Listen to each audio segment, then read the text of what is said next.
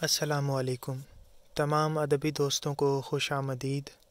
جس طرح آپ سب کو معلوم ہے کہ ہم نے عالمی افسانہ جو کہ پنجاب یونیورسٹی کے میقات دوم کا نیا نصاب ہے اس پر گفتگو کا سلسلہ شروع کر رکھا ہے۔ تو گزشتہ ویڈیو میں ہم نے اس نصاب کے تعارف، مقاصد اور اس کی اہمیت پر بات کی تھی۔ آج ہم شامل نصاب افسانوں اور ان کے جو افسانہ نگار ہیں ان کا امتحانی نقطہ نظر سے مطالعہ کریں گے، یعنی امتحان میں جب افسانہ نگاروں کا تعارف آئے گا تو وہ کس طرح سے ہم لکھیں گے۔ اس کے علاوہ جب فکری و فنی جائزہ یا موضوعاتی جائزہ یا جمالیاتی جائزے جن پر مکمل مفصل ویڈیو پہلے بن چکی ہے وہ جب ہم پیپر میں لکھیں گے تو کس طرح سے اس کا آغاز کریں گے، درمیان میں کس طرح لے کے جائیں گے اور اس کا انجام ہم کس طریقے سے کریں گے۔ آج کی ویڈیو میں ہم یہ چیزیں دیکھیں گے۔ تو ہمارے پاس جو کل افسانے ہیں وہ 14 ہیں، جن میں اوور کوٹ، مومی گیند، کابلی والا، فنکار، سورج یا اندھا کنواں، اس میں اختلاف ہے۔ اب دوبارہ سے سلیبس اپڈیٹ ہوا ہے اور سورج کی جگہ اندھا کنواں جو کہ ایڈگر ایلن پو کی تصنیف کردہ افسانہ ہے تو اس کو شامل کیا گیا ہے۔ اس کے علاوہ 5 روٹیاں، بابل میں قرآن دازی، ہاتھی کی پونچھ، جنگی وردی کا قیدی، چاند کی دھوری، دوبدہ، پرندے، وقت کا باب، ستوں کا محبوب، یہ تمام افسانے ہمارے نصاب میں شامل ہیں۔ اور اتنے ہی افسانہ نگار ہیں، یعنی 14 افسانہ نگار ہمارے پاس ہیں۔ ان سب کے حالات زندگی پر مشتمل سوال آ سکتا ہے، یا وہ تعارفی نوٹ لکھیں، اس طرح سے سوال پوچھ سکتے ہیں، یا سیوان ہی خاکہ، ان کا جو سیوان ہی خاکہ ہے وہ پیش کرنے کا کہا جا سکتا ہے۔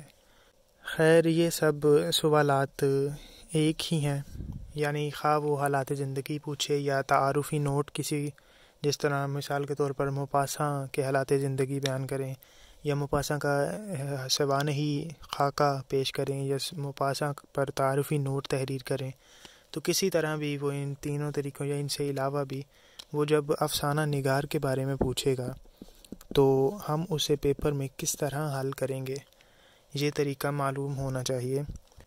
تو پیپر میں جب بھی افسانہ نگار کے تعارف کے متعلق آئے گا یا اس کا سیوان ہی خاکہ یا تعارفی نوٹ، تو اس میں چند ایک جو نکات ہیں وہ ذہن نشین کر لیں، ان کا ہی صرف آپ نے ذکر کرنا ہے۔ اگر پوائنٹس کی شکل میں کر دیں تو بہتر، اگر نوٹ کا انہوں نے کہا ہو کہ نوٹ تحریر کریں تو پھر آپ پیراگراف کی شکل میں بھی لکھ سکتے ہیں۔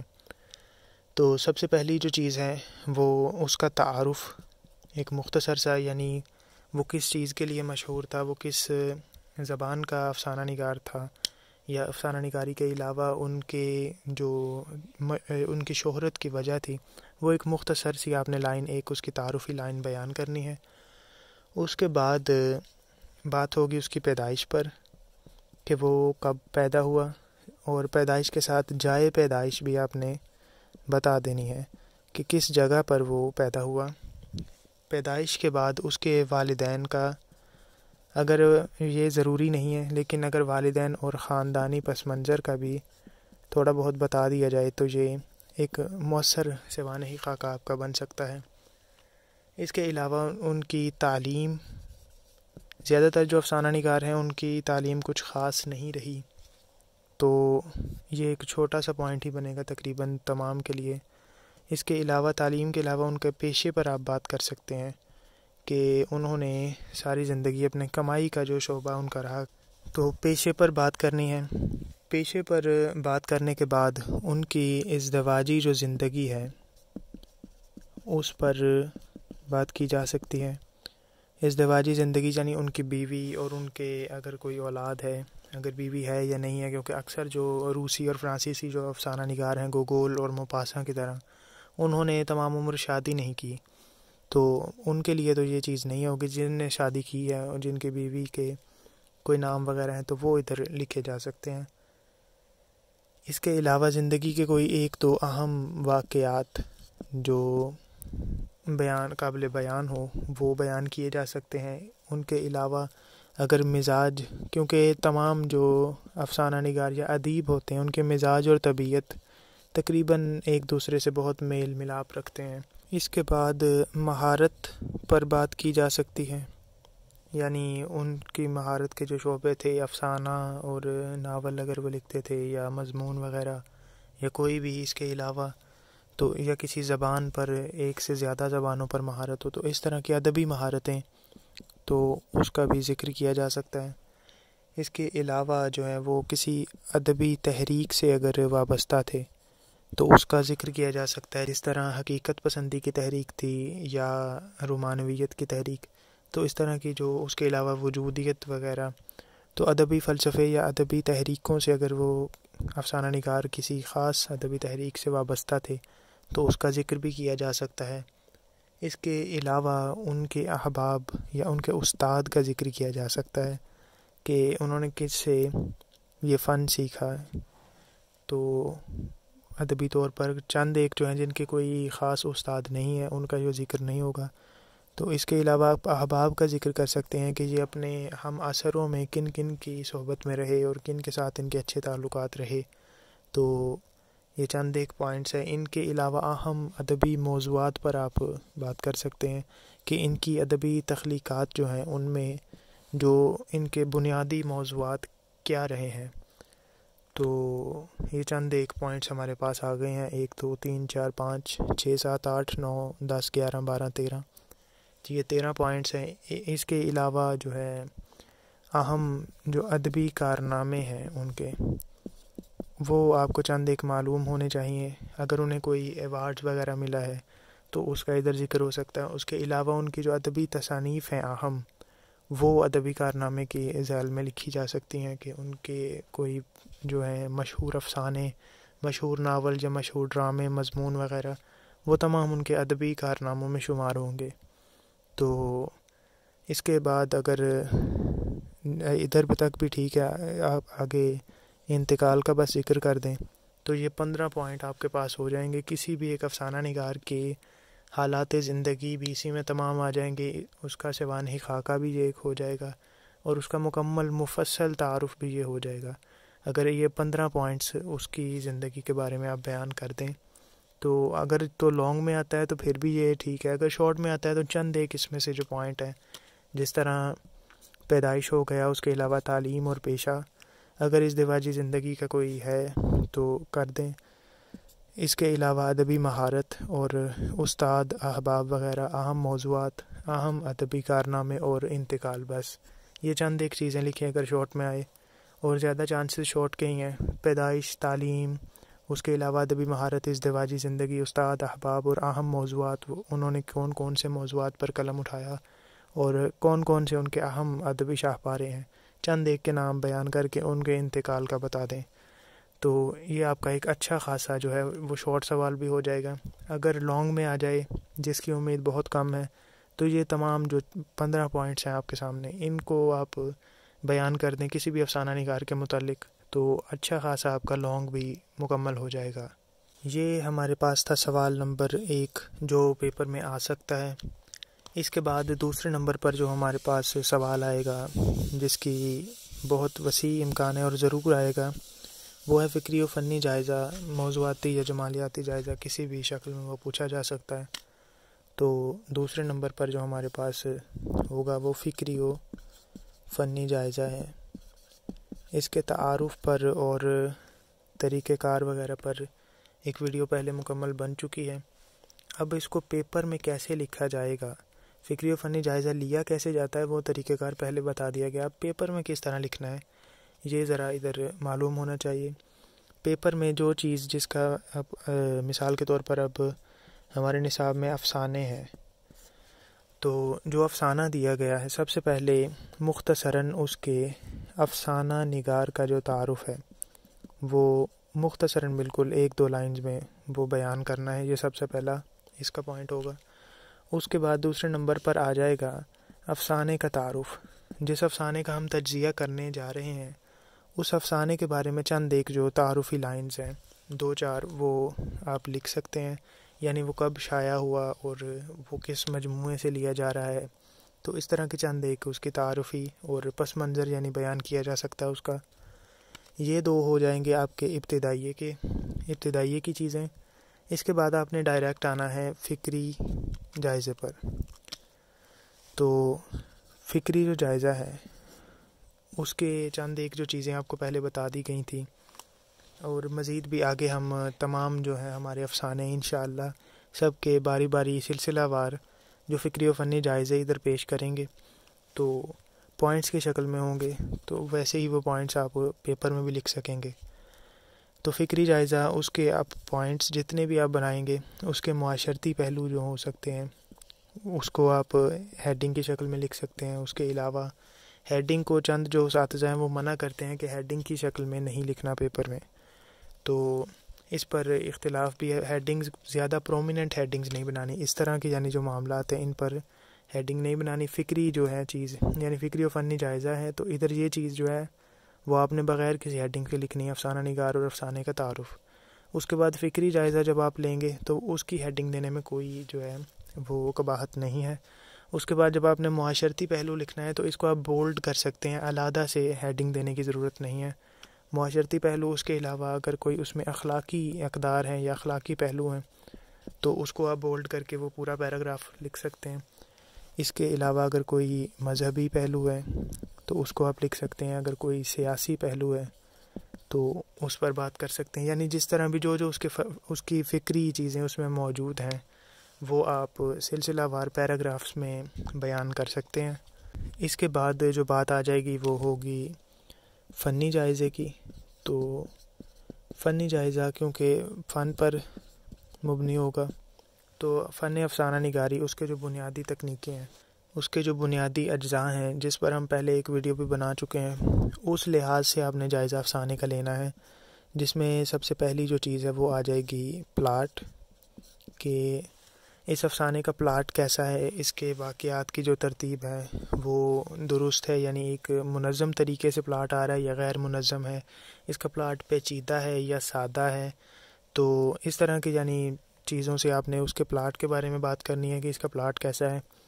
اس کے بعد بات کرنی ہے دوسرے نمبر پر پلاٹ کے بعد کرداروں پر، کہ اس میں کتنے کردار ہیں اور کون کون سے کردار جو ہیں وہ مرکزی ہیں، کون سے کردار جو ہیں نیم مرکزی ہیں، اور کون سے جو ثانوی یا ذیلی کردار ہیں.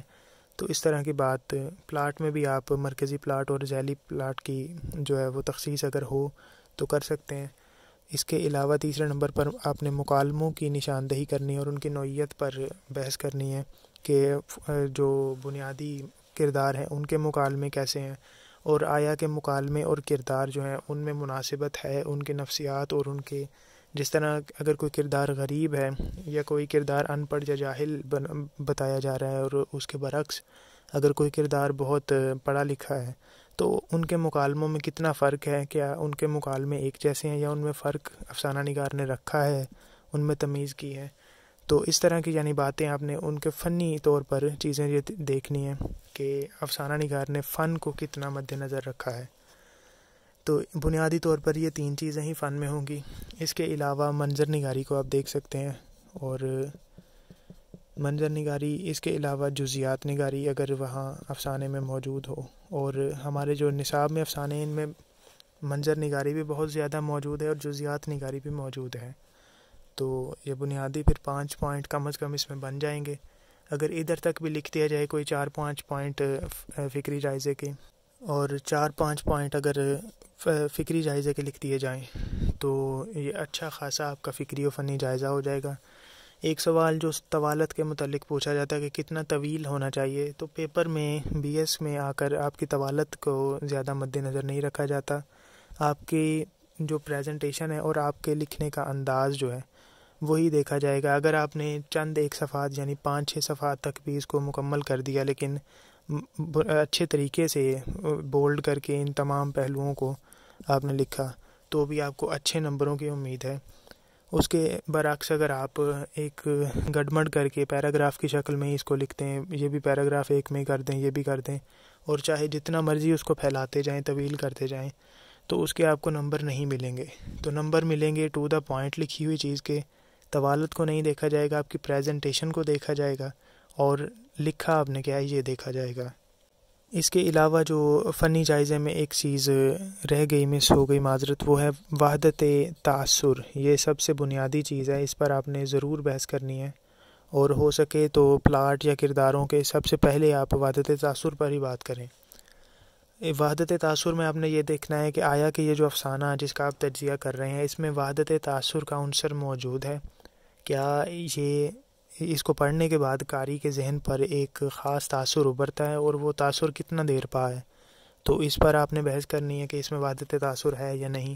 اکثر جو افسانے ہیں ان کی طوالت ہی اتنی ہے کہ وہ وحدت تاثر جو ہے وہ قائم کرنے میں ناکام ہو جاتے ہیں، جس طرح گوگول کا اوور کوٹ ہے، تو وہ ایک نشست میں پڑھنا نہایت دشوار ہو چکا ہے آج کے زمانے میں۔ اگر دیکھا جائے کم از کم 5 سے 6 گھنٹے، یا بہت بھی اگر کر لیا جائے اسے کنسائز، تو 2 سے 3 گھنٹے جو ہیں وہ آپ کو لگیں گے، اگر بہت اچھا پڑھنے والا بھی کوئی ہو تو وہ یعنی ایک نشست میں پڑھنا اسے بہت مشکل سا ہو گیا ہے، تو اس میں وحدت تاثر کا عنصر بہت کم ہے۔ اس طرح یعنی تمام افسانوں میں آپ نے دیکھنا ہے کہ ان میں وحدت تاثر ہے یا نہیں، اس فنی پہلو پر ضرور بات کرنی ہے۔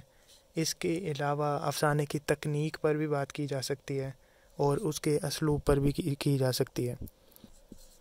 تکنیک اور اسلوب، اس پر بھی اگر آپ بات کرنا چاہیں تو ہو سکتی ہے، جتنے بھی پوائنٹ آپ بنانا چاہیں بنا سکتے ہیں، لیکن ایک بات کہ یہ علیحدہ علیحدہ ہیڈنگز دینے سے گریز کرنا ہے، کیونکہ زیادہ تر اساتذہ کا ماننا ہے کہ ہیڈنگز جو ہیں وہ بی ایس کے پیپرز میں سیمیسٹر وائز جو ہوتے ہیں ان میں ہیڈنگز دے کر نہیں لکھنا آپ نے۔ تو کوشش یہی رہے کہ پلاٹ پر اگر آپ نے بات کرنی ہے تو اس پیراگراف میں پلاٹ کا جو لفظ ہے اس کو آپ مارکر سے لکھ کے پرومیننٹ کر دیں، اس کو نمایاں کر دیں۔ کردار پر بات کرنی ہے تو اس پیراگراف میں کردار کا جو لفظ ہے اس کو آپ نمایاں کر دیں۔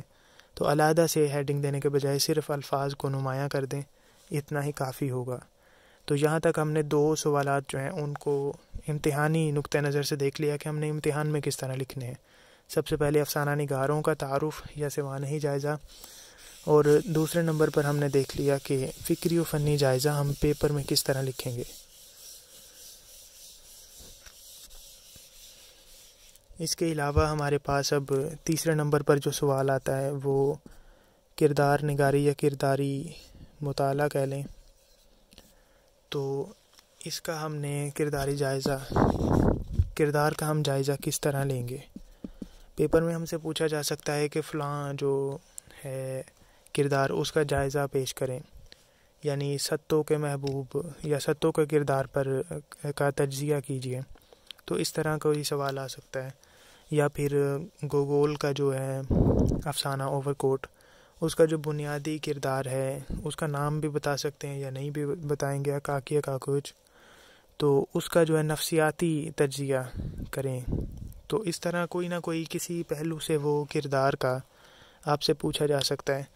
تو اس میں آپ نے کیا کرنا ہے، کردار کا جائزہ جب آپ نے لینا ہے تو وہی جو چیز ہے ابتدائیہ جو ہے وہ سیم ہوگا، یعنی افسانہ نگار اور افسانے کا جو مختصر سا تعارف یعنی چند ایک سطروں میں آپ نے پیش کرنا ہے، یہ آپ کا ابتدائیہ ہوگا۔ یہ آپ نے تمام جو ہیں تفصیلی سوالات جو ہیں ان میں اس کو مد نظر رکھنا ہے۔ اگر مختصر سوال ہو تو پھر بھی اس کو مد نظر رکھیں، ایک اچھا تاثر رہے گا، لیکن مختصر طریقے سے، یعنی ایک لائن میں افسانہ نگار کا تعارف ہو جائے اور ایک لائن میں ہی افسانے کا کوئی مختصر سا تعارف ہو جائے۔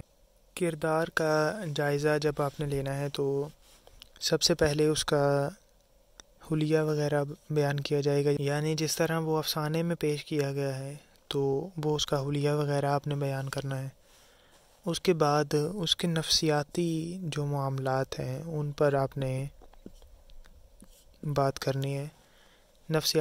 اس کی جو نفسیات ہوگی کسی بھی کردار کے، کوئی بھی افسانہ ہے اس میں کوئی بھی جو آپ کا کردار ہوگا اس کو کسی خاص نفسیات کے ساتھ پیش کیا گیا ہوگا، یا تو وہ جس طرح گوگول میں ہم دیکھ لیں تو بنیادی جو اس کا کردار ہے اکاکی یا کاکیوچ، اس کی نفسیات اگر دیکھی جائے تو اس میں وہ ایک جو ہے نااہل اور زندگی کے بارے میں جو ہے بالکل، یعنی زندگی سے جس کو کوئی رغبت نہیں ہے، زمانے سے، دنیا میں کیا ہو رہا ہے، اپنے کام سے صرف کام رکھنے والا ایک شخص، تو اس طرح کا وہ اپنا یعنی اپنی ذات کے گرد ہی رہنے والا بے خود سا ایک انسان، تو یہ اس کے نفسیاتی پہلو ہم کہہ لیں گے۔ اس کے علاوہ پیترووچ ہے، تو وہ ایک ماہر دکاندار ہے، لیکن شراب جس طرح وہ پیتا ہے، تو اس طرح یہ نفس جو ہے نا ہم بات کر سکتے ہیں۔ اس کے بعد عادات و خصائل جو ہیں، جو کہ افسانے میں بیان کیے گئے ہیں، اس کی عادتیں اور اس کی خصلتیں، اس کی یعنی جبلت جو ہے، اس پر ہم بات کر سکتے ہیں۔ تو یہ بنیادی طور پر یہ 3 پہلو ہی اگر ان کو بیان کر دیا جائے، تو اگر یہ مختصر میں آئے تو ان کو مختصراً بالکل بیان کر دینا چاہیے۔ اس کے بعد جو ہے اگر یہ لانگ میں آئے تو ان کو ذرا پھیلا کر بیان کر دینا چاہیے۔ تو بنیادی یہی 3 چیزیں اگر کرداری جائزے میں آپ بیان کر دیں اچھے طریقے سے، تو اچھا خاصا آپ کے کوئی بھی کردار ہے اس کا تجزیہ جو ہے وہ مکمل ہو سکتا ہے۔ لیکن اس کے علاوہ چند جو کردار ہوتے ہیں وہ علامتی حیثیت بھی رکھتے ہیں۔ تو اگر اس طرح کا کوئی پہلو ہو کسی کردار میں کہ وہ کوئی علامت کے طور پر ہمارے سامنے ظاہر ہو رہا ہو، تو اس کا علیحدہ سے آپ ذکر کر سکتے ہیں۔ جس طرح اوور کوٹ کی ہی اگر مثال لی جائے تو اس میں آخر میں ایک جو بھوت کی شکل میں آ جاتا ہے کردار، اکاکیوچ، تو وہ ایک علامتی سا پہلو اس کا بن جائے گا، اس پر انشاءاللہ ہم بات کریں گے۔ تو اس طرح یعنی اگر کوئی علامتی پہلو آ جائے تو اس پر بھی اس کردار کو اس لحاظ سے بھی ڈیل کر لینا چاہیے۔ اس کے علاوہ یہی چند ایک چیزیں ہیں، اگر کوئی اور پہلو بھی اس کردار میں پوشیدہ ہو ان کے علاوہ، تو اس پر بھی بحث کر لینا جو ہے وہ مؤثر ثابت ہوگا۔ تو بنیادی طور پر پیپر کے لحاظ سے یہی 3 سوالات تھے جن پر ہم نے بات کر لی، اور ان کو پیپر میں حل کرنے کا جو طریقہ ہے وہ بھی اس پر بھی بات کی ہے۔ ابتدائیہ جو ہے وہ سب کا اسی طرح ہوگا، افسانہ نگار اور افسانے کا مختصر سا تعارف، اور جو انجام ہے وہ بھی آپ نے چند ایک سطروں میں المختصر یا اس طرح کے المختصر اس طرح کے الفاظ سے شروع کر کے آخری پیراگراف جو ہے اس کو اپنی بات کو ایک خاص جو ہے انجام تک لے کر جانا ہے۔ تو یہی بنیادی چیزیں تھیں۔ امید ہے کہ تمام چیزیں سمجھ میں آ گئی ہوں گی۔ اگر کہیں کسی قسم کی کوئی الجھن ہے تو ضرور پوچھیں۔ شکریہ۔